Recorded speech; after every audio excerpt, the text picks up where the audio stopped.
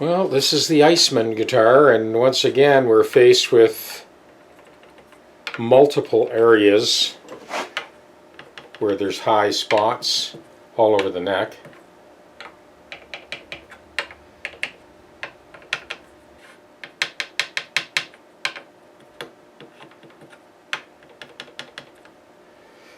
Okay, so we've got the lay of that neck, the truss rod adjusted as close as it's going to be.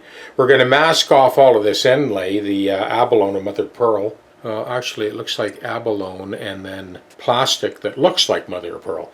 Anyway, we're going to mask all that off. So we'll heat that nut up, remove that, and then we'll level from the first fret to the last.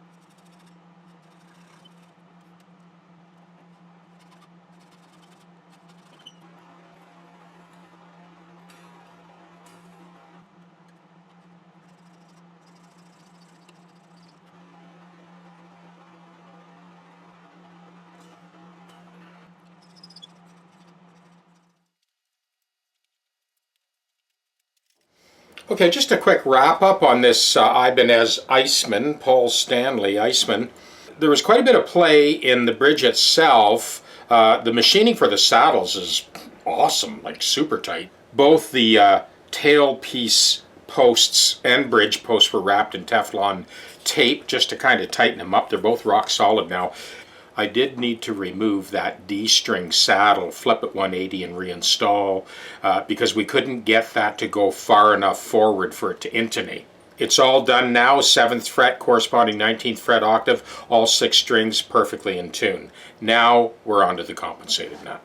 So when I fretted the 12th fret note on each string, this is the low E, and play the open string, these were the values all the way across the nut. Now this is the nut blank, have not compensated anything yet. As you can see, it's sharp all the way across. We've got that cantilevered ledge. 10, 8, 2, 4, 4, 4. So now we go to the nut. These are 9 to 46 strings at concert pitch. First, second, and third string are 4 cents sharp. So I'm nudging them back just a little bit. I don't want to go all the way yet because we still need to file these strings out to bring them down to the proper height and make sure that we maintain the space between strings as we work. The low E string was 10 cents sharp, so I'm bringing that back quite a bit. A string was slightly less than that. The D string only needs to be brought back a couple of cents, so I'm just going to breeze that one. And then I'll bring you back for a real good look when it's done. So what I've got here is the brass shim stock.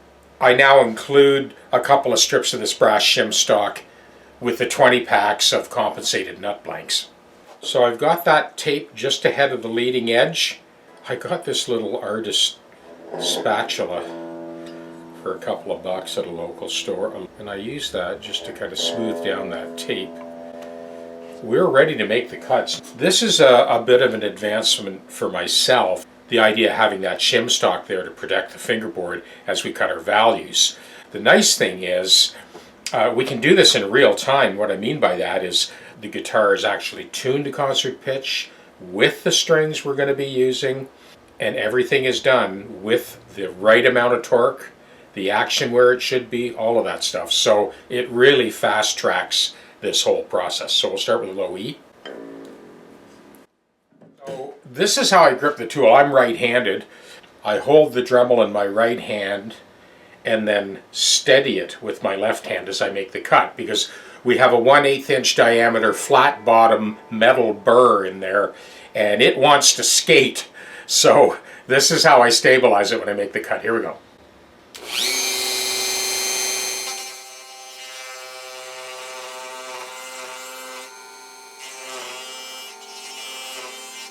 So just checking that tuning, 12th fret fretted. The thing to remember is you're tuning to that fretted note. And then open.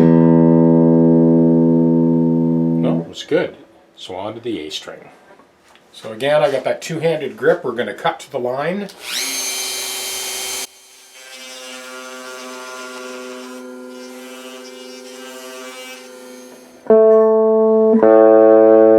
Okay, that's right on the money. D string.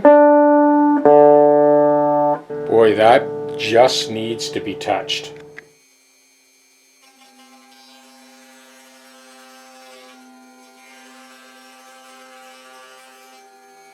That's good. Perfect. G string. Take another run at that one.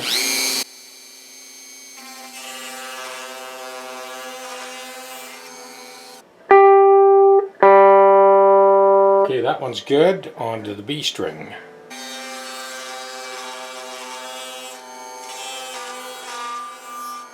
That one's good. On to the first string. So now we're ready to smooth this out and make it look pretty.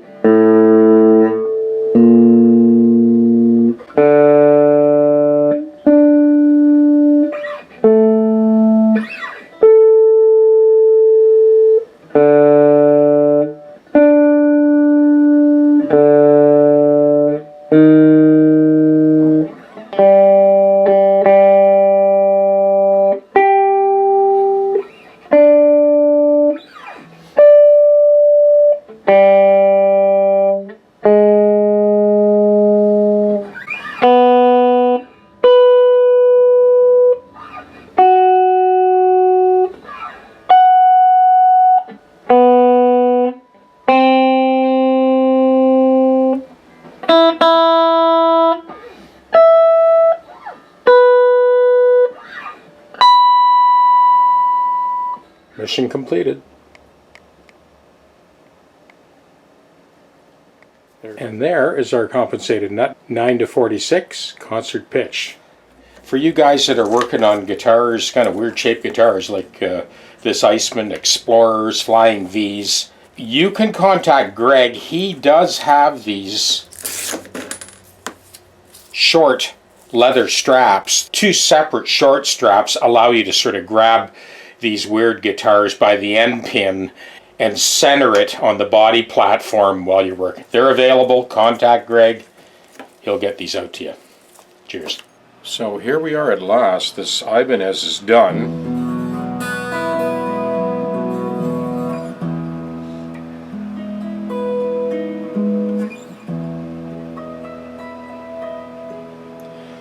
I got something a little different I'm trying today. I'm using a movement of diatonic tenths starting here.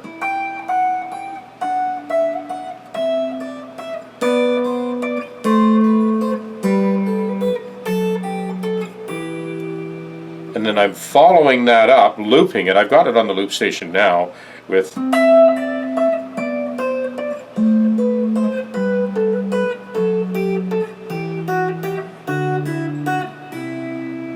I'll play this third part over top of the first 2.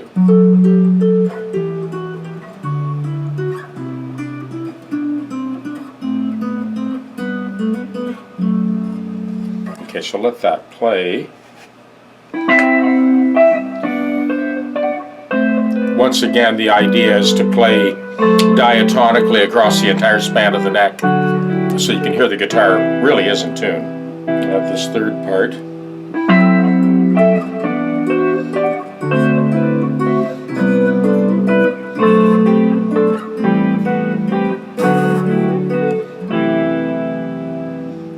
That's probably not quite what you expect to hear on an Ibanez Iceman guitar. So one of the things that I have on my hands as I heal from the surgery, I'm in week 7 now, I finally got around to trying out my garage band that I've had for 20 years and never done anything with. So I will subject you to my very first attempt at garage band after I finish demonstrating what I'm doing here. And as you've heard me do so many times before, I play the same chord, different inversions in different portions of the fingerboard, so that you can get a sense of the intonation. So here's a C minor.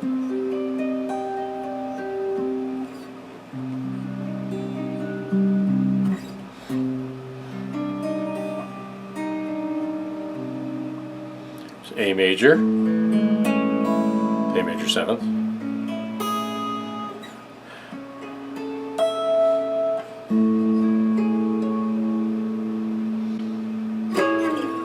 Alright, so let's take a listen to my garage band attempt. Indulge me. And thanks for tuning in, I do appreciate it.